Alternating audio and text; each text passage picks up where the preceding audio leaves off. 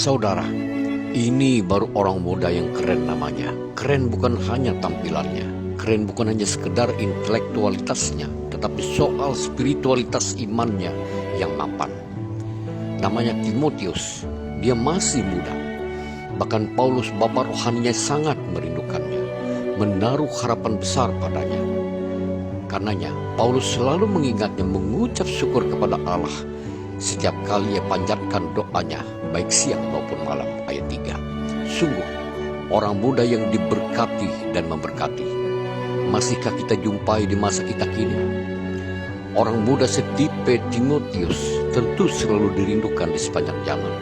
Tidak mudah terombang-ambing oleh berbagai angin pengajaran. Tidak mudah dibodohi dan ikut-ikutan pada ajaran yang tidak jelas dan menyesatkan, yang hanya terombang-ambing, hanya ikut-ikutan. Hanya orang muda setipe Timotius yang dapat melanjutkan nilai-nilai iman yang telah diwariskan untuk tetap terpelihara. Harta rohani yang mestinya terjaga, tidak terkontaminasi oleh arus zaman. Imannya bukan hanya iman-imanan, tetapi dikatakan imannya begitu tulus ikhlas, tulus untuk mengabdi, tulus berkorban, tulus untuk melayani, bukan hanya untuk dilayani. Hal demikian tentu tidak terjadi begitu saja. Dia dilahirkan dalam keluarga yang memang mapan dalam soal iman.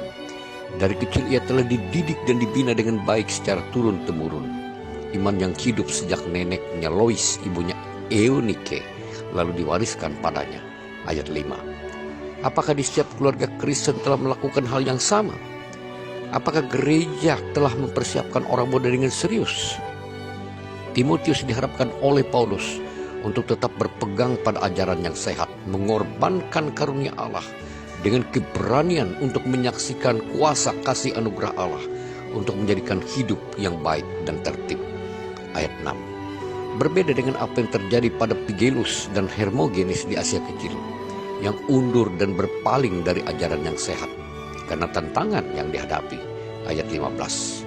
Orang yang tidak terbina dengan baik soal iman sejak kecil, pada saatnya akan undur dari iman manakala menghadapi situasi yang sulit. Saudara, orang muda seperti Timotius yang telah dibimbing dan terbina dengan baik sejak kecil akan menjadi orang muda, menjadi orang beriman yang tidak mudah menyerah, terombang-ambing, bersungut-sungut tentang hidup. Bukan orang muda yang pasif yang hanya menanyakan apa yang dapat gereja berikan untukku, tetapi yang aktif serta kreatif.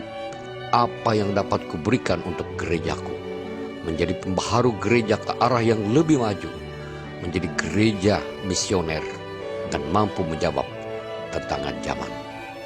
Amin.